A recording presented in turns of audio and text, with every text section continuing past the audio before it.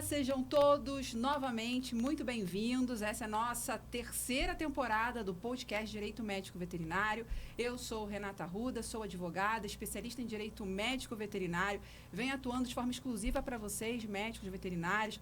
Nosso objetivo aqui no nosso episódio, no nosso programa, no nosso podcast, é levar conhecimento para vocês, agregador, de forma fácil, didática, que você consiga colocar aí em prática na sua rotina. Não só sobre direito médico veterinário, mas sobre direito médico, como a gente já falou aqui, sobre o direito especificamente, sobre gestão, sobre curiosidade, sobre a rotina do médico veterinário. Então, sintam-se à vontade. E, gosto de repetir, eu sempre trago aqui convidados muito especiais, partindo sempre daquela premissa de convidar pessoas que eu considero melhores do que eu. Então, é importante que a gente tenha a companhia dessas pessoas em nossa vida. Então, eu fico muito feliz e honrada de poder hoje aqui compartilhar com vocês o conhecimento, a expertise, a empatia, a graciosidade dessa minha convidada muito especial, que eu acho que esse é o grande presente que a medicina veterinária me traz, poder conhecer essas pessoas e poder dizer que elas se tornam referência para a gente, amigas, que eu posso dizer que eu fiz, amigos e amigas na medicina veterinária. Então, eu vou já dizer o nome dela, mas gostaria, antes de mais nada, de te agradecer por ter aceitado esse convite. Veio de longe, está aqui prestigiando esse trabalho que eu faço para a medicina veterinária. E, logicamente, você vai brilhantar, não tenho dúvida nenhuma. Sinta-se muito à vontade para falar o que você quiser. E quem é ela?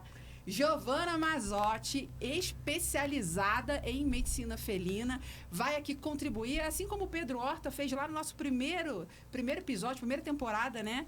Falando de felinos. Essa vai ser uma tendência, a gente sempre trazer pessoas especializadas nesse universo dos gatos para dividir com a gente o conhecimento deles. Então, acho que é extremamente necessário, eu que sou uma tutora responsável por um felino, eu considero esse tema sempre muito interessante e gostaria muito que você conseguisse, nessa uma horinha que a gente vai ter aqui, colocar tudo aquilo que a gente sabe, o nosso tema, que a gente sabe que você sabe, e o nosso tema aqui é conquistando os felinos, entre aspas, clientes, os clientes de felinos. Então, a gente sabe que o nosso foco aqui sempre vai ser o cliente de vocês.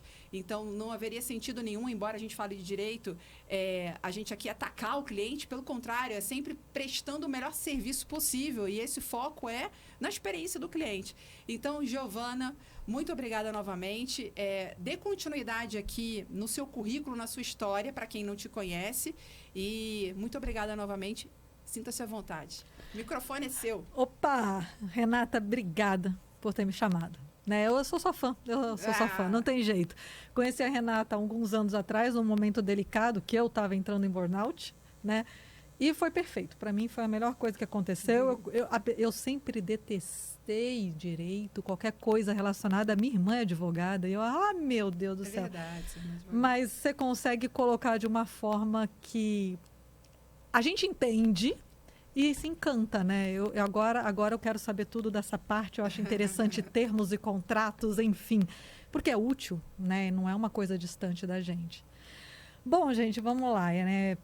Eu fiz medicina veterinária, eu entrei na turma de 97, abafa a idade aí, né? Eu tenho só 21 anos de formada e eu não entrei, eu gosto muito de falar isso, que eu não fui fazer veterinária porque eu estava decidida a fazer veterinária, porque era meu, sabe, assim, eu tinha certeza do que era. Eu fiz no mesmo ano vestibular para arquitetura, olha só, louca, e veterinária. Eu não sabia, gente, assim, a gente é muito novo quando faz vestibular, você não está sabendo nada. Então, assim, tinha 18 anos de idade, aquele negócio. E aí, meu pai foi uma pessoa que fez um diferencial para mim, porque eu estava naquela angústia de vestibular, o que eu faço. E eu lembro certinho que eu virei para ele. Meu pai é professor universitário, né? Então, eu virei para ele, pai, mas como que eu vou decidir hoje o que eu vou ser para o resto da minha vida? Ele falou, você não vai decidir o que você vai ser para o resto da sua vida. Você vai decidir o que você vai fazer de faculdade.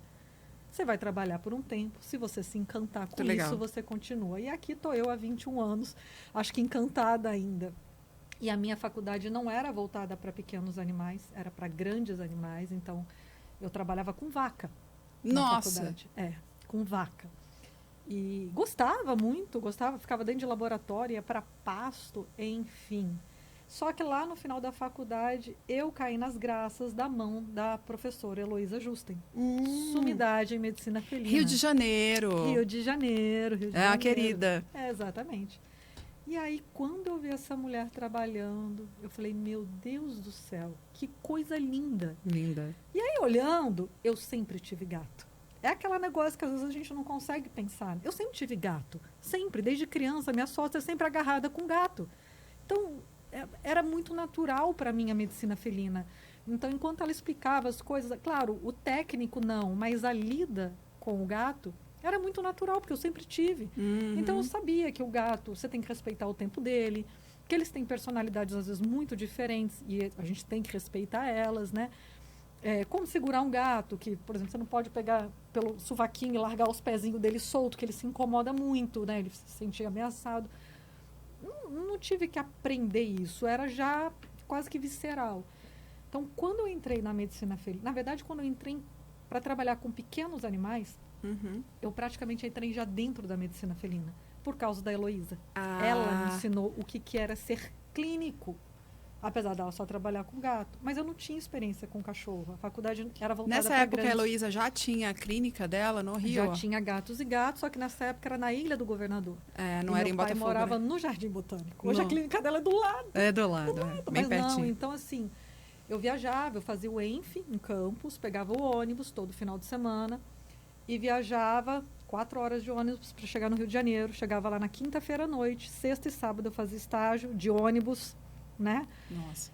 E aí, domingo, eu voltava para campus para estudar. E assim foi o meu início da medicina felina. E aí eu venho, assim... eu gosto muito da área de educação, de ensinar, talvez porque a família toda de professor. E a gente, lá naquele início, né? Quer dizer, a gente é quase terceira geração da medicina felina do Brasil, eu, no caso. A Heloísa e o Valdo são os primeiros. Os pioneiros. Mas antes teve a professora Mitica, que foi a inspiração da Heloísa e do Valdo. Isso eu não sabia. Então, assim, primeiro foi a professora Mitica, que não era médica de felinos, mas ela dedicou uma vida de estudo à espécie, né? Eu não sei do que ela não é médica, porque para mim ela é uma sumidade também. Uma querida também. Exato. E aí Espero a ela gente aqui. Começou... Assim como é a doutora Heloísa. Estou louca para ver esse podcast, vai ser maravilhoso. E aí foi. E aí eu comecei a trabalhar com a medicina felina logo no início, realmente, da minha carreira como médica veterinária. Tá, mas não sei se você se lembra disso. Eu acho que não, porque você não deve ter percebido. Quando você fez, a doutora Giovana, ela fez um curso do tutorial termos, foi o segundo, né, que eu dei. Foi, salvo engano, eu estava grávida. Tava, um barrigão lindo. Uma barriga gigantesca. Lindo. Nossa Senhora. Não gosto de lembrar desse tamanho dessa barriga, que era muito pesada, né? Então, foi véspera do parto, praticamente, aquele curso. E 14 horas em pé. Não lembro. E foi, porque o curso era para acabar, acho que às 7 horas, acho que a gente saiu de lá 10 horas da noite. 10 e pouco. E a gente só saiu porque, assim, tinha que acabar porque uma a gente hora, acabou né? expulsando mesmo, porque senão vocês ficavam, porque a gente faz a confraternização. Eu só sei que eu não sabia exatamente quem era a Giovana. Quando a Giovana entrou, alguém falou assim, é a Giovana! Aí eu falei, é a Giovana? Quem é a Giovana? Meu Deus, é a Giovana! E aí que eu fui aprender tudo, né? A teu respeito. E eu não lembro quem falou, acho que foi a Roberta, e uma das pessoas... E a Roberta... Não, a Roberta não foi. A Roberta estava lá, eu acho. Não, a Roberta não foi. Não? Então não sei quem foi, gente. Algumas pessoas comentaram isso. Então, eu percebi que você é uma referência para muita gente. E essa questão da referência é também porque você é professora, esses ensinamentos, porque eles devem conhecer pouco do teu trabalho lá, né? Em Brasília. Assim, aí o que aconteceu, né? Eu acho que sim, porque quando a gente passa a divulgar o que sabe, né, as informações, etc., tem muito veterinário, estudante que vai para congresso. E eu gosto muito de ensinar, essa é uma grande verdade. Assim, eu acho que eu aprendo muito. Muito, muito, muito. E eu não me julgo uma pessoa extremamente inteligente. Então, sempre gostei daqueles professores que, em vez de complicar um assunto, ele tentasse simplificar. Não minimizar o assunto, mas simplificar, né? Então, esse sempre foi um objetivo meu. Aquilo que eu aprendo, eu vou passar. E isso eu aprendi muito com a Heloísa. Porque a Heloísa é uma das pessoas mais generosas que eu já vi na minha vida. Então, eu via, quando eu era menina ainda, né? Ali no estágio e tal, ela é fantástica. Então, a gente pegava livros, colocava tudo numa salinha que era o administrativo, e ela falava, vamos, e ela chama todo mundo um diminutivo, né? Então, é Giovaninha, Paulinha, Livinha, vamos estudar, vamos estudar. Ela pegava um livro para cada um, botava assim, e a gente sentava e ia estudar junto. E ela passava o conhecimento, de fato. Então, assim, olha, aqui eles falam para fazer dessa forma, mas fica mais fácil a gente fazer assim. A gente tem uma técnica melhorzinha. Mas esse é um grande ato de generosidade. Por né? isso que ela cresce. Por isso que ela é assim, maravilhosa, sabe? E aí eu nunca quis ser igual a ela, mesmo porque acho que nunca ninguém vai ser. Uma pessoa não é igual a outra. Exatamente, Mas eu tento fazer com que as coisas sejam mais palpáveis. Sim. E aí esse negócio de dar aula e dar palestra, essas coisas, eu acho que também dá uma notoriedade, né? As pessoas acabam conhecendo. Seu e trabalho através dos seus ensinamentos. É. Mas isso para o veterinário. Agora vamos focar no cliente, que é o tema do nosso podcast de hoje. Você já atendeu cães? Já. Em que época você atendia cães? Assim que eu formei, eu atendi cachorro, né? Assim que você se formou? Não, mas depois eu atendi por mais um tempo, porque eu fui dar aula.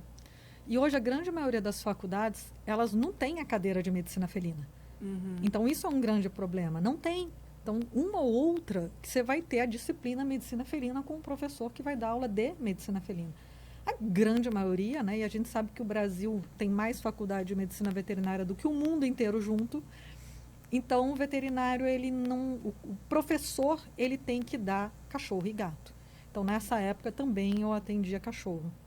Tá, então você tem uma experiência com tutores. Eu não gosto desse nome, mas acho que fica repetitivo eu falar proprietários. E hoje em dia isso é tão polêmico, né? E o objetivo aqui não é gerar polêmica nesse ponto. É em vários outros, mas não nesse ponto. Então, com os responsáveis pelos gatos, pelos cães, você teve experiência. Tive. Então, hoje, há quanto tempo trabalhando só com felinos?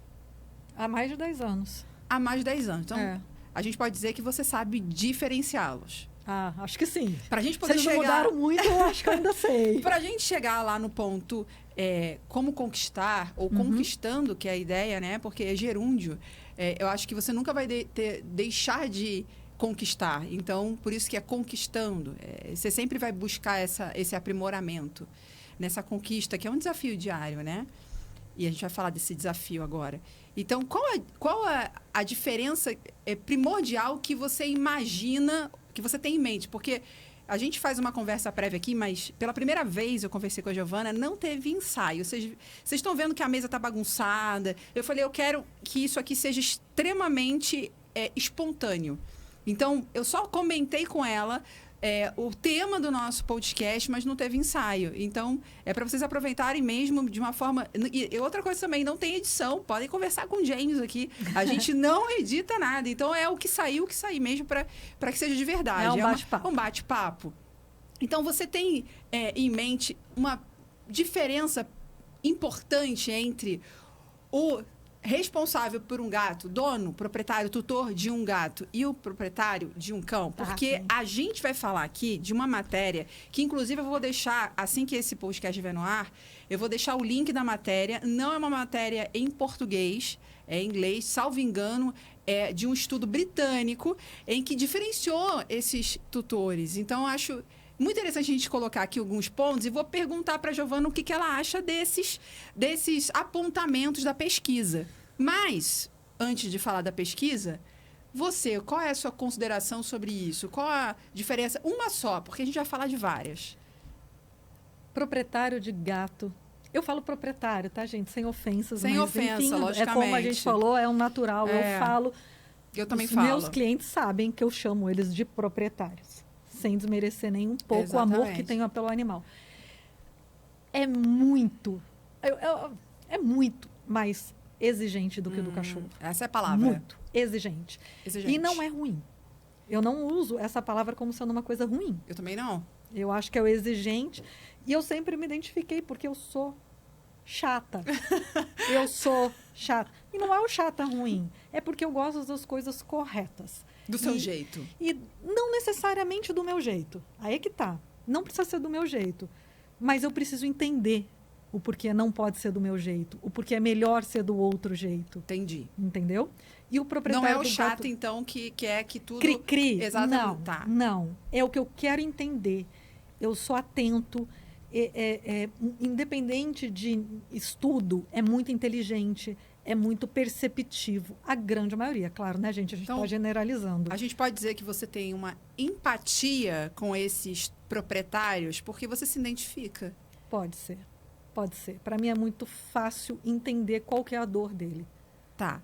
Então, a gente vai passar aqui por alguns pontos da pesquisa, mas a gente já começa a ver aqui que há um ponto de identificação entre você, profissional, e o responsável. Você acha que isso facilita? Ah, demais. A tal da empatia? Demais, demais, porque você tem que pensar assim, né? Quando é que essa pessoa vai levar o gato no veterinário?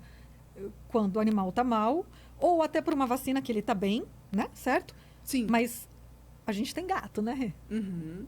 Não é fácil tirar o gato de dentro de Nossa, casa. Pra mim é um desafio. É um sofrimento pra mim. É um sofrimento. Então, mesmo que o animal esteja bem, para ele levar até você, ou ele te receber, às vezes ele recebe a visita do veterinário em casa, né? Hoje tem muito veterinário que faz domicílio. Isso, eu acho muito interessante. Eu tenho alguns pontos a considerar sobre isso. E... Polêmicos. É desconfortável, porque às vezes o gato se assusta, o gato... É diferente de cachorro. O cachorro normalmente gosta de passear.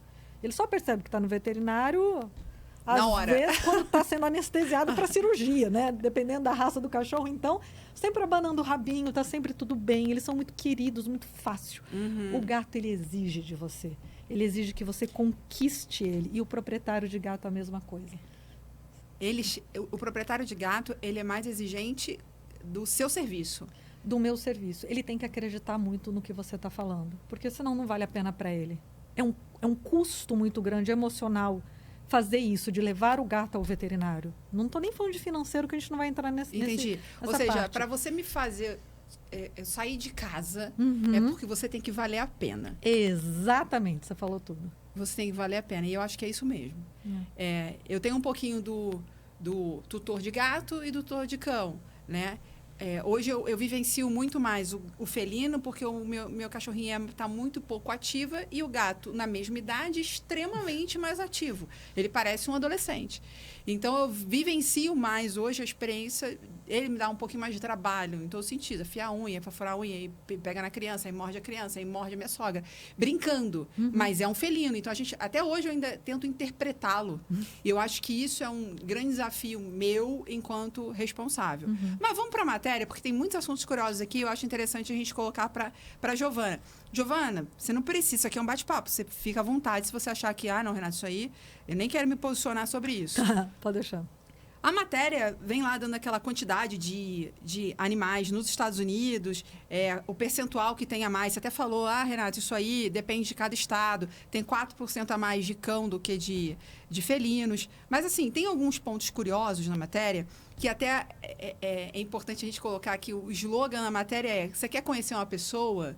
Então, veja se ela gosta mais de cachorro ou de gato, que você vai saber exatamente a personalidade da pessoa. Então, vem traçando o perfil do ser humano por causa dessa preferência. Então, vamos lá. Eu devo ser um perfil difícil, porque eu gosto dos dois. Bipolar. Renatinha bipolar. Talvez. Não chamo meu marido aqui para conversar. Então, não. A gente vem aqui com uma perspectiva que eu acho muito curiosa.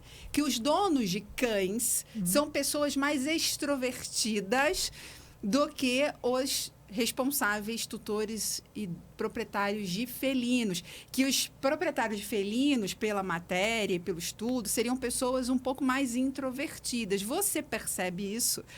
Porque, assim, nada melhor do que alguém que lida com esses proprietários e exclusivamente para dizer isso, e para quem trabalhou com um proprietário de cão também. Olha, sinceramente, eu acho que já foi. Já foi. O gato, ele vem se tornando o animal da vez, né? Tá uma moda. E eu tenho falado um pouco sobre isso porque é uma coisa boa e ruim. né? Agora a moda é ter gato. Gato é prático, gato é chique, gato...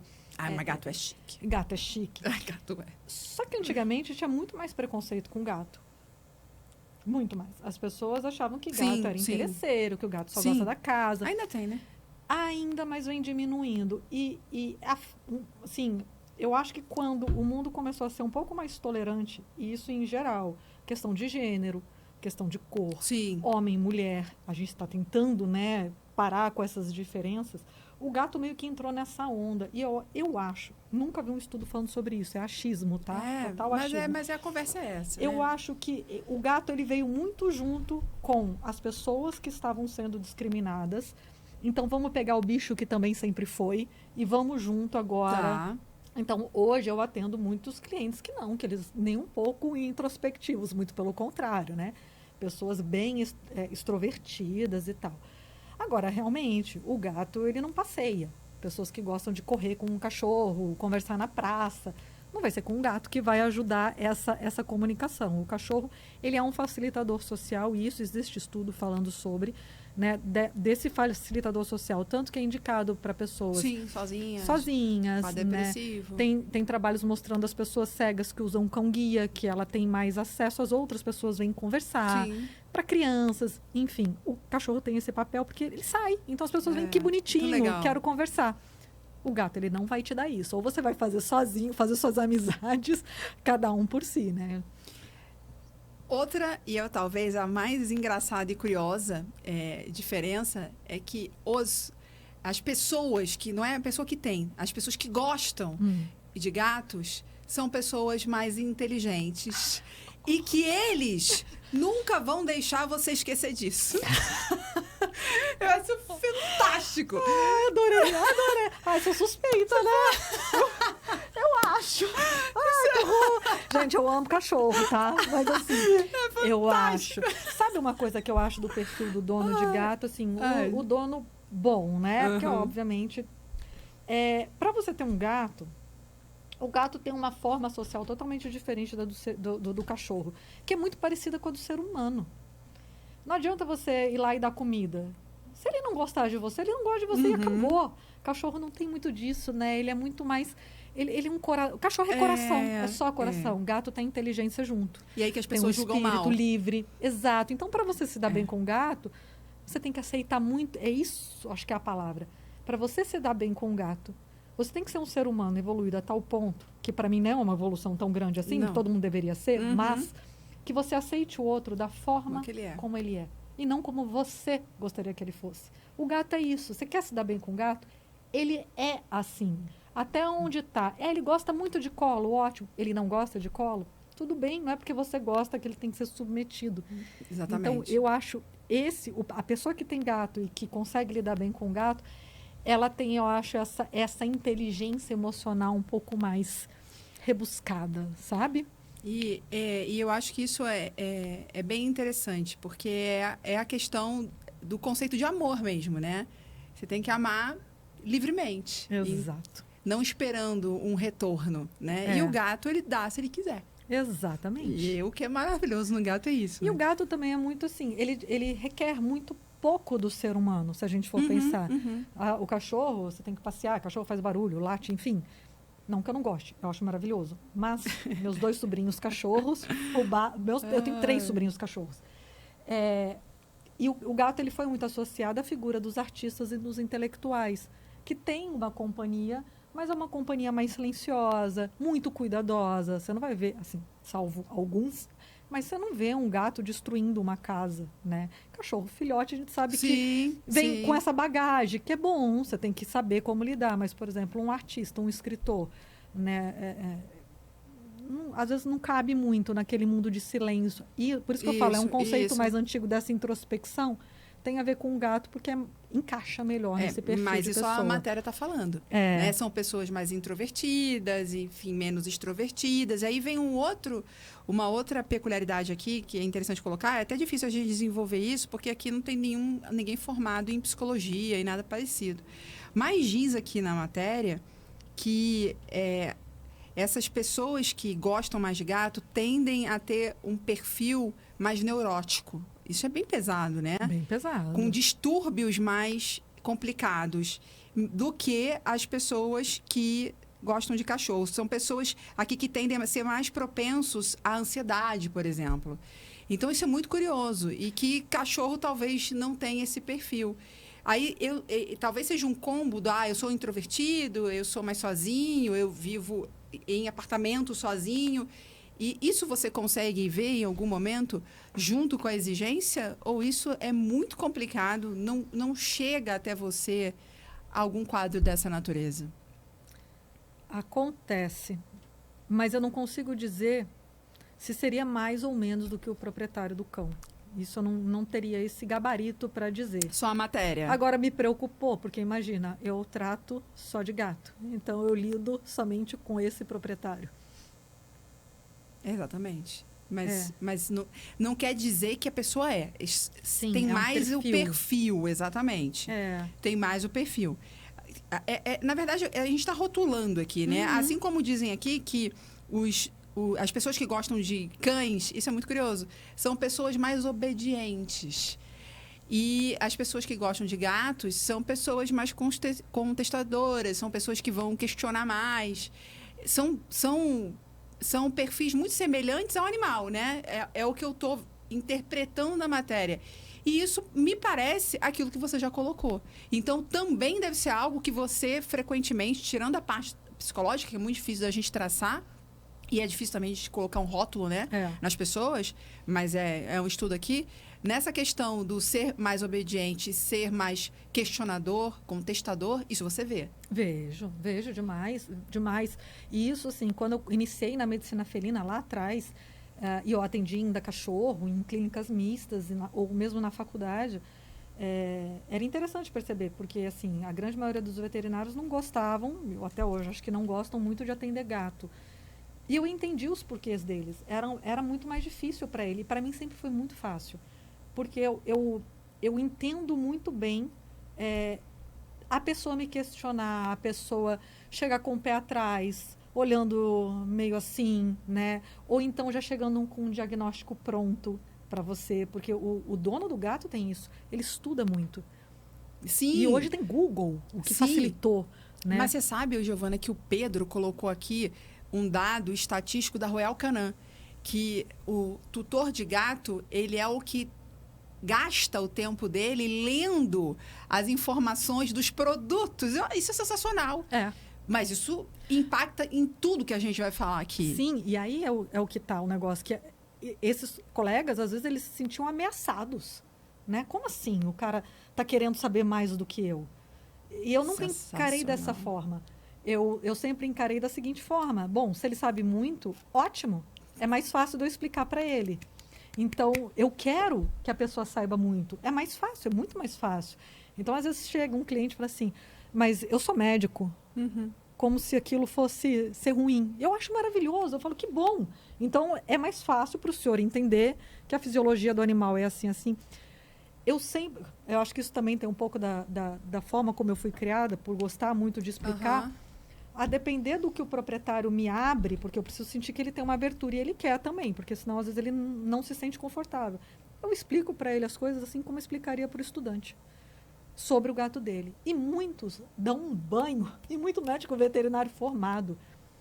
É muito bom. O conhecimento dessas pessoas te impressiona? Impressiona para o bem. E eu acho isso bom. Só que isso às vezes assusta quem está do lado de cá como veterinário. Não tenho dúvida. Então, vou só fazer uma observação aqui e a gente já vai pegar a nossa ladeira para falar de tudo que você já está, para mim, deixando bem claro, né? Mas a Giovana aqui trouxe uma informação importante de que hoje o tutor, principalmente o tutor responsável pelo gato, ele é alguém extremamente informado. Hoje tem o Google, como você falou. Ou ele pode ser um proprietário, um tutor médico. E aí, gente, esse perfil de pessoas, assim como advogados, são pessoas mais questionadoras mesmo. Então, que também buscam o judiciário também de uma forma mais fácil, porque elas não aceitam com tanta facilidade uma resposta que você tenha dado a respeito do tratamento, da assistência que está sendo prestada ao animal. E aí, às vezes, eu vejo veterinários que se realmente se sentem... Eu não sei se a palavra é ameaçados aí. Você está trazendo porque você é a médica veterinária e fala com mais propriedade do que eu. Mas eles veem isso, alguns profissionais veterinários, como algo ruim. Então, hoje o responsável, ele já vem com o Google, vem com o protocolo pronto, e isso nos dá um trabalho. E aí, às vezes, até eu já vi uma charge, se você buscou a resposta no Google, vai no Yahoo buscar uma segunda opinião. Aí eu falo assim, gente, desculpa, mas não dá para trabalhar dessa forma. Não. As pessoas hoje estão informadas, esse é o universo que a gente vive. Como é que a gente vai virar para um tutor proprietário e falar assim, não olha o Google? Eu sou uma paciente que dá trabalho porque eu olho o Google, isso é insuportável. De fato é. Mas a gente tem que estar preparado para eles. E aí, para mim, está muito claro aqui a questão da empatia, a questão da facilidade, é porque você gosta. Então, e aí eu vejo no meu direct, né, porque ali é um aprendizado, lá no Instagram, vários veterinários falam, Renato, eu adoro, exatamente o que você está falando, eu adoro o proprietário que chega com informação, porque ele nos ajuda. Claro. E se ele chega com informação errada, qual é o seu papel?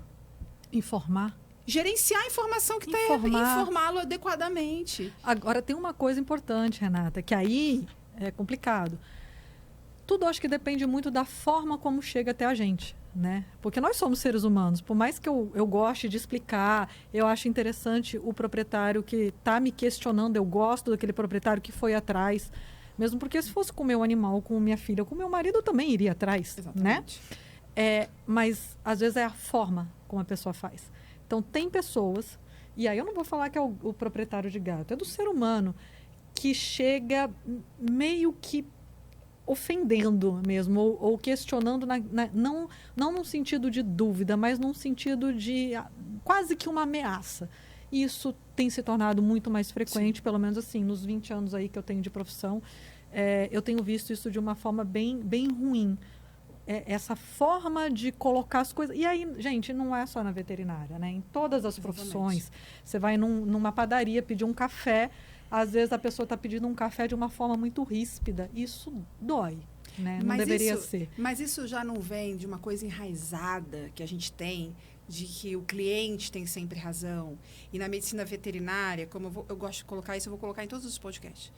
A medicina veterinária, a grande dificuldade que a gente tem, diferente da medicina humana, é que o proprietário, ele tira o dinheiro do bolso. Na medicina humana, é difícil falar isso na medicina humana, mas lá na medicina, a gente ainda tem o SUS, a gente tem plano de saúde. Na medicina veterinária, isso ainda não é uma realidade. Então, como a gente tem o conceito de eu sou cliente, eu tenho sempre razão. E, além disso, eu estou desembolsando uma quantia, e muitas vezes uma quantia importante, aí ele vem com essa narrativa, muitas vezes desproporcional. Então, essa é a parte dolorosa. Mas é importante que a gente coloque aqui para vocês. É a minoria. É a minoria. Com certeza. É a minoria. A gente está vivendo um universo de pessoas mais questionadoras e que estão extrapolando a linha desses posicionamentos com educação, né? Que eu acho que falta muito isso. Isso. Acho que você botou a palavra perfeita. É a forma. É a educação. Educação. Falta muito isso, né, nas pessoas. E aí, acho que você, como prestador de serviço, você é um mero executor da vontade deles. Isso é um grande equívoco desses tutores. Então, é importante que a gente coloque também que, óbvio, que nosso foco aqui é levar conhecimento para o veterinário para que ele preste um serviço de excelência e que agrade e que faça com que esse cliente volte. Mas a gente sabe que tem clientes que são clientes difíceis, problemáticos e que acabam, muitas vezes, atrapalhando o conceito que muitos profissionais fazem da profissão, né? Exato. É uma minoria que tem um impacto muito grande, principalmente se pega um veterinário que está num momento pessoal difícil, né? E aí acaba muitas vezes desistindo da profissão. Muito. Você já passou por isso? Já, claro. Assim, mentira. Assim, a vida do Instagram é a vida da mentirinha, né? Eu já pensei em desistir muitas vezes.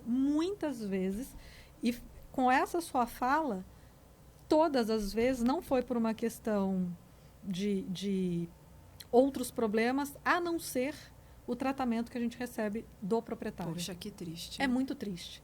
Porque se eu for pegar ao longo da carreira, friamente, óbvio, né? Assim, senão a gente não estaria aqui hoje conversando. O índice de sucesso, de salvar vidas, de curar animais, ou que é muito importante também, de dar qualidade de vida para aquele animal que é um paciente de doença crônica, muito idoso, né? O carinho que eu recebo dos proprietários é, assim, gigantesco. Tenho proprietários que, sim, eu carrego no meu coração, nas minhas orações. É muito grande. Mas aí tem aquele 1 ou 2 que... E, assim... Desestabiliza, porque, bem, muita gente não lembra, porque sabe. A gente lida com vida e morte todo dia. E a gente sofre quando um paciente morre. A gente sofre, óbvio que a gente sofre. Só que muitas vezes você não vai ver o veterinário se debulhando em lágrimas, porque eu tenho que acolher aquele que perdeu. Exatamente. Então, você sofre calado. E é muito. E vai 1, e vai 2, soma. E vai 3, e soma.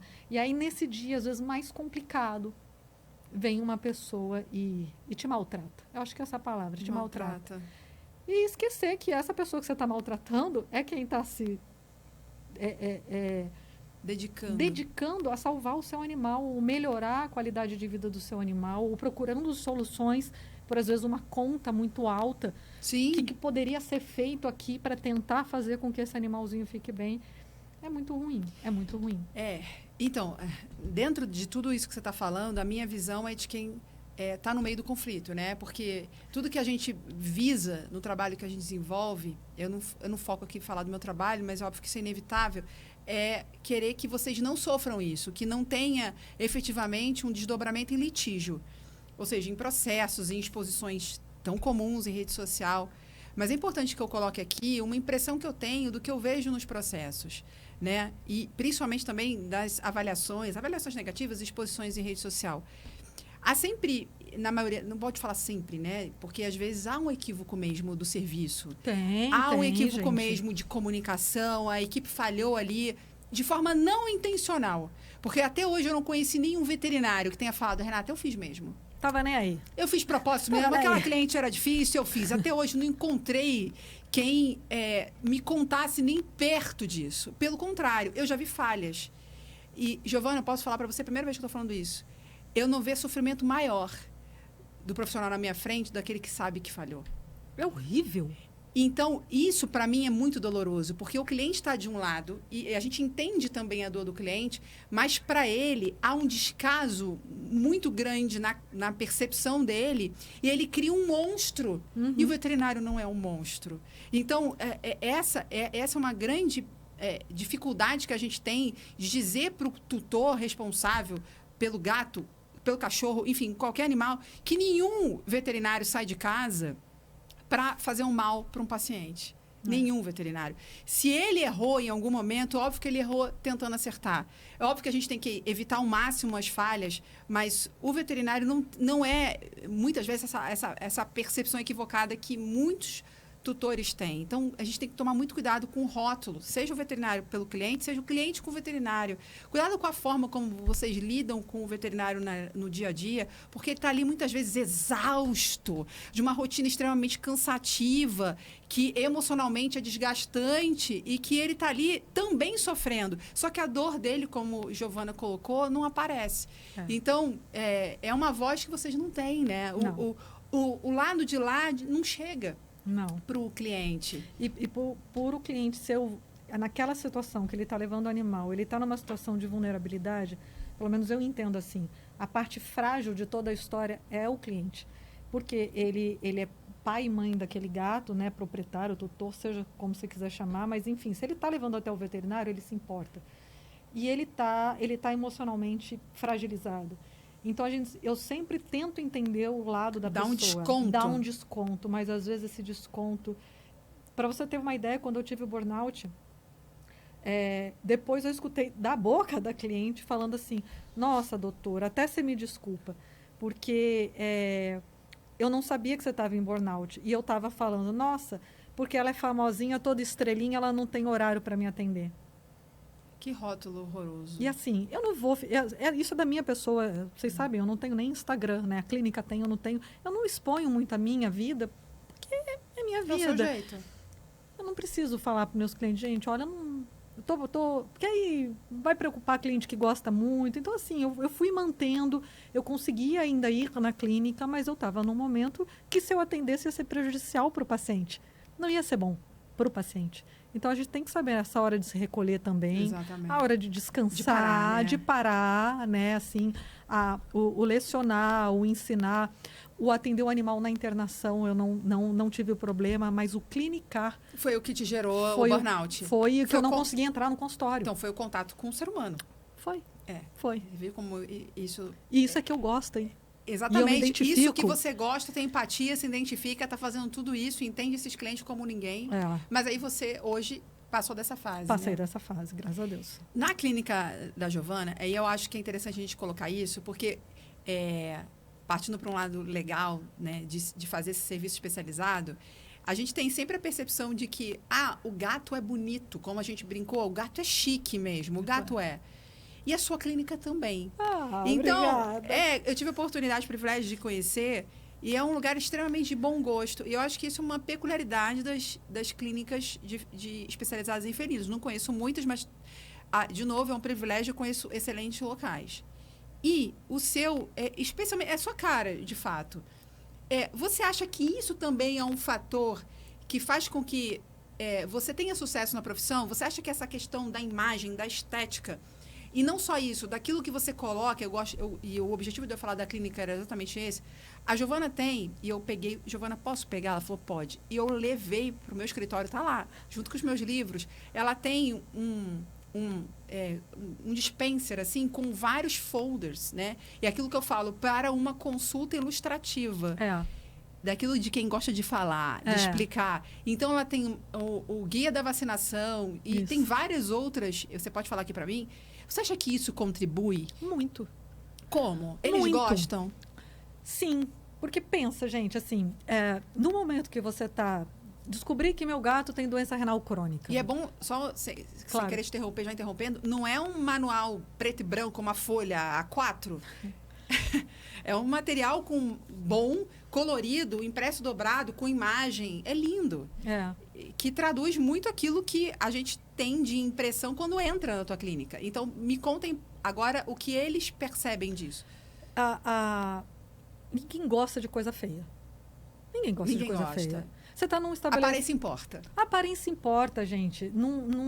E assim, você está num estabelecimento de saúde, porque a gente tem que lembrar isso. Veterinário não é bonitinho, né? Quantas vezes eu já falei, nossa, sou veterinária. Ai, que bonitinho ser veterinária. Bonitinho. Bonitinho é o gato. Exatamente. A criança, o cachorrinho, eles são bonitinhos. A profissão não é bonitinha, é uma medicina, né? E às vezes as pessoas confundem muito, né? Acha bonitinho. Veterinária é muito pesada. É maravilhoso, não trocaria? Não. Mas é muito pesado. Não pode romantizar. Não pode romantizar. E a gente está no estabelecimento de saúde. O estabelecimento de saúde tem que ser impecavelmente limpo. Isso lá, o chão brilha. É branco. Reluz. Quando eu coloquei o chão branco, um monte de gente falou, você é louca. Mas é um branco com... É porcelanato, né? É um porcelanato marmorizado, isso, né? Então ele tem um pouco de brilho. Ele reluz a limpeza. E tem que ser. Tem que ser porque eu preciso transmitir confiança. Então, você vai num lugar sujo, feio, com aquelas cadeiras de plástico, você não se sente acolhido. E assim, a decoração da clínica, modéstia à parte, foi eu que fiz. Eu gosto dessa parte. O que eu queria que fosse feito, que ela fosse acolhedora. Mais do que ser chique ou linda, acolhedora. Que a pessoa entrasse e ela se sentisse bem de estar sentada ali aguardando uma consulta, se bem que raramente eles aguardam, porque a gente faz horário marcado exatamente para não aguardar. Que também não gostam. Não. Ninguém gosta. O gato tá miando na caixa, ele tá doente. Então, assim, a gente tenta ser o máximo. Então, a aparência importa, a forma como a gente se veste, a forma como a gente se porta. Não é para você ser, que eu penso, né? Posso estar errado, mas a minha ideia eu não quero ser distante do proprietário. Ao contrário. Eu quero, com aquela aparência de clínica, com a forma como a gente se veste, com nossos jalecos, com os nossos folders, abraçar. Eu quero que ele se sinta ali dentro, mas com confiança. Não é um mimimi também. Uma cliente minha uma vez falou isso. Gi, as pessoas querem vir aqui para você ficar mimimi. Você não é assim, você é direta, você não mente. Você olha no olho da pessoa e fala, então, aqui o negócio é grave. Ou então, não se preocupe, aqui está tudo bem. Você não mente. Não importa o que a pessoa me pede, eu não vou mentir, eu vou falar a verdade. Então, isso para mim é muito importante. E a clínica e a aparência nossa, ela tem que refletir isso. Tudo tem que ser uma verdade só, um pacote. E uma coisa que me chamou a atenção, porque eu nunca tinha ido, é porque, além da beleza do local, os seus jalecos também eram muito elegantes, da cor da clínica.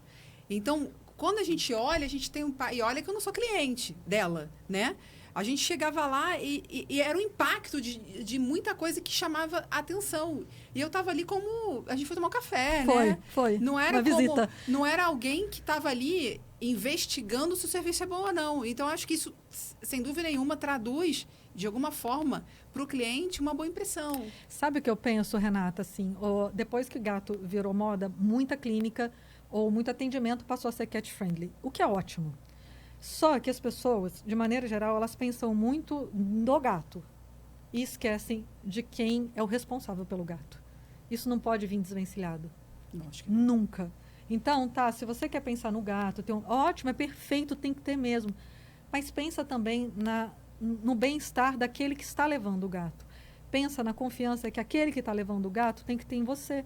Porque senão ele não vai mais levar o gato. E aí o seu objetivo final, que é o paciente, não vai mais existir. Se você é um excelente veterinário, você não vai conseguir promover a saúde para aquele paciente que você amava tanto. Mas a confiança essa palavra é muito interessante para o direito médico veterinário, que é a minha área. A confiança a gente conquista falando aquilo que o cliente quer? Não. Quando você faz isso, você, sem dúvidas, vai selecionar um tipo de pessoa que, ao meu ver, vai ser muito complicado. Uhum. Porque não se sustenta. Eu não acredito que Até quando, né? O sucesso de uma profissão, o sucesso de uma vida não se sustenta em você agradar o outro. E agradar como? Falando aquilo que o outro quer ouvir. Uhum.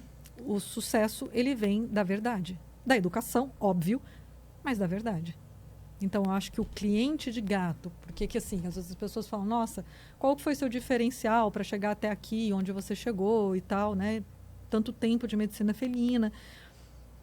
Eu acho que sempre foi nisso, de transparência. Transparência, é o olho no olho, sem falta de educação, mas falando o que é e o que eu preciso falar sobre aquele animal, sobre aquela conduta, sobre os tratamentos.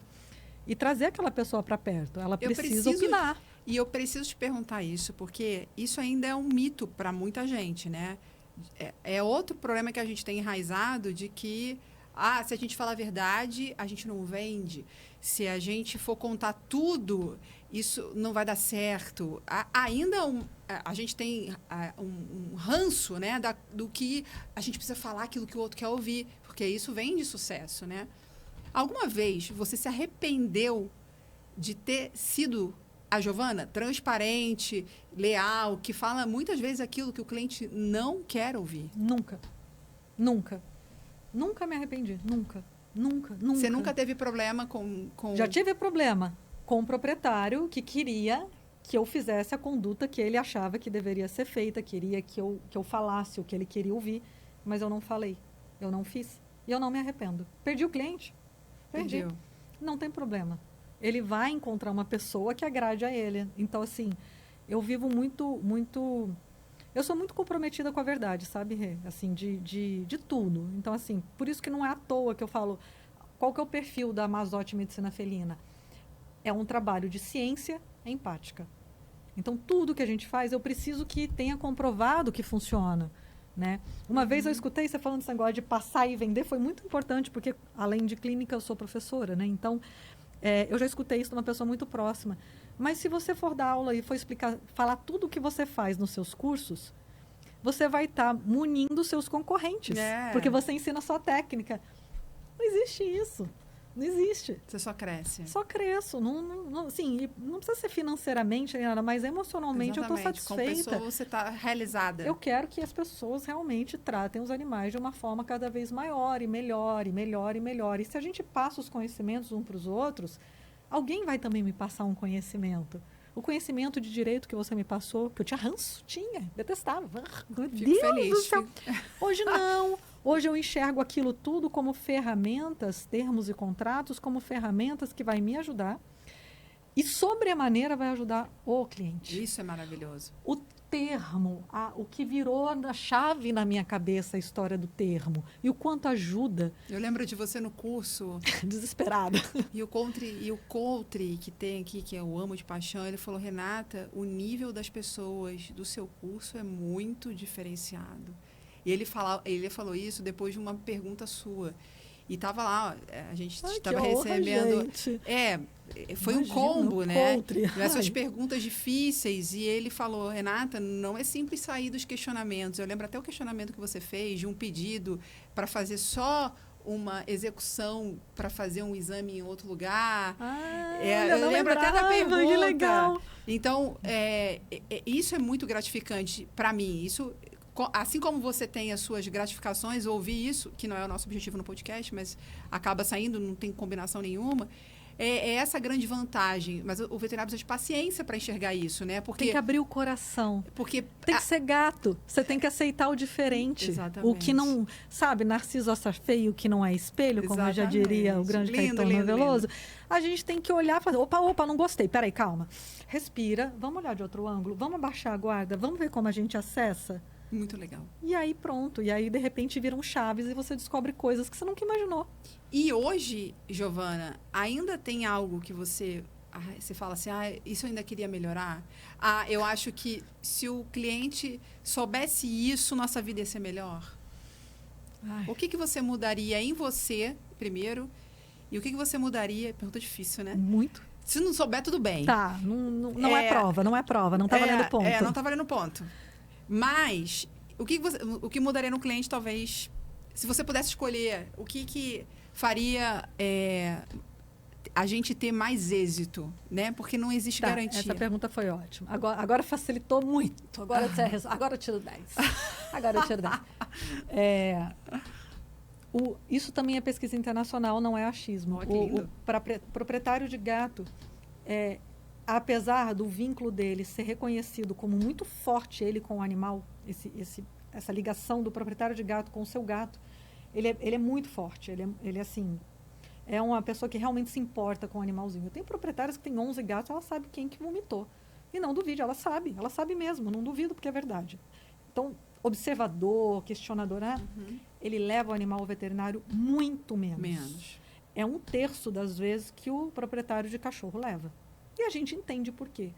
Mas, o que a gente tem que pensar? A medicina veterinária preventiva é a chave.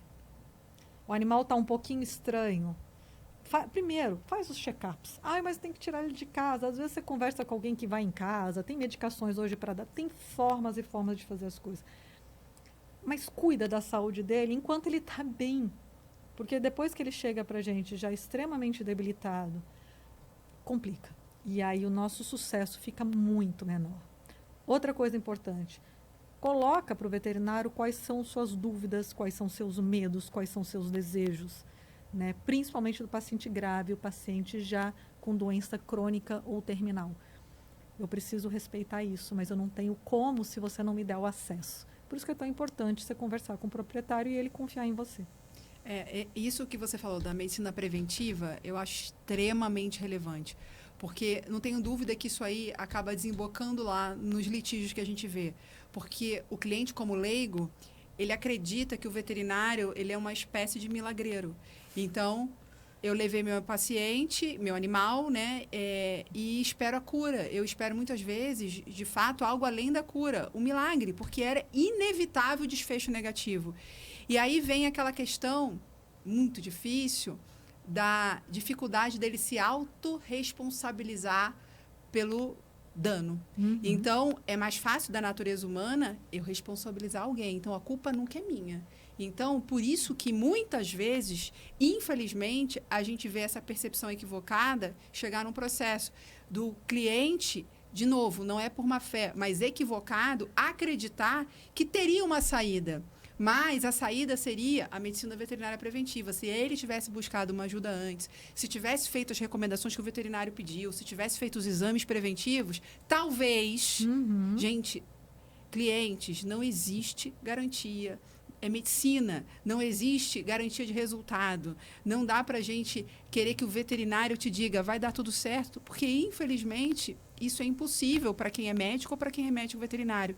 Então, isso deve ser uma dor muito grande, tanto para o cliente, porque está naquela situação por desconhecimento, como para o veterinário. E, sem dúvida nenhuma, também é difícil quando a gente vê isso tudo sendo discutido na justiça ou na esfera ética em processos. Com certeza. E, Giovana, para a gente fechar aqui, o que você diria para os novos. Tem uma geração muito nova chegando e eu acho que a gente tem que abraçá-los. A gente sabe que tem faculdades aí que talvez não estejam preparando adequadamente esses profissionais para o mercado que eles vão encontrar. E você sabe, olha, você vivenciou a dificuldade.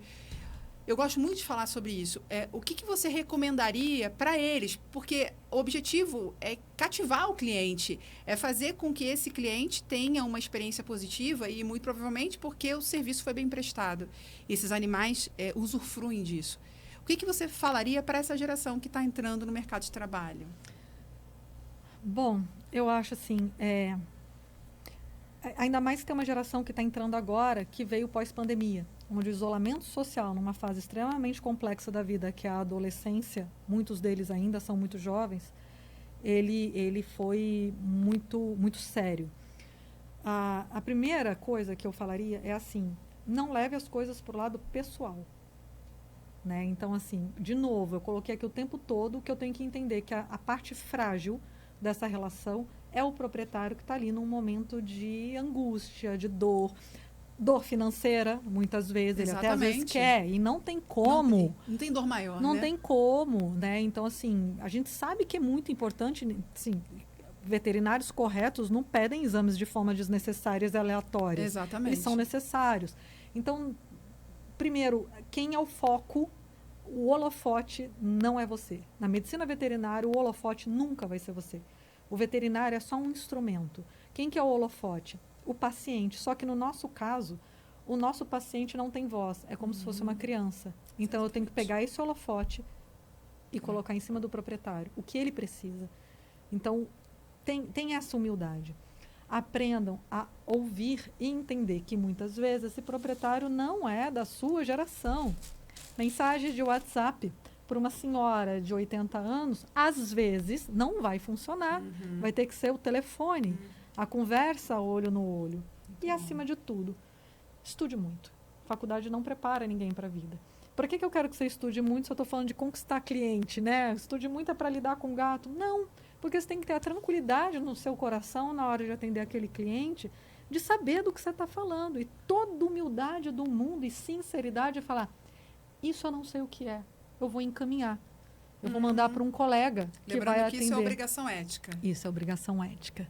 Mas dói às vezes no ego da pessoa, ainda mais no recém-formado, que tem um peso de ter que saber tudo. Não vai saber. Não vai. Não, ninguém sabe, eu não sei. Tem paciente de medicina felina que eu encaminho. Às vezes não é só ego, às vezes é uma questão de egoísmo mesmo, de falar, olha, eu não vou passar porque eu não quero que o outro colega fique com o meu cliente. Gente, isso é antiético. E sabe o que acontece quando a gente encaminha?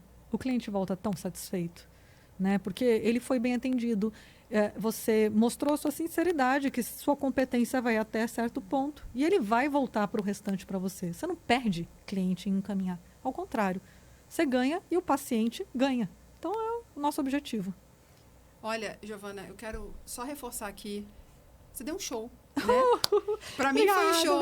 A gente nunca tinha tido a oportunidade de conversarmos sobre o seu trabalho, sobre medicina felina. Verdade. Nunca. A gente falou sobre direito, trabalhos aleatórios, problemas, mas nunca relacionado ao trabalho. Então, gostei muito de ver essa sua visão, principalmente a sua visão humana, com o tutor responsável pelos felinos. Eu fico imensamente feliz que existe essa medicina veterinária, extremamente orgulhosa de conhecer vocês.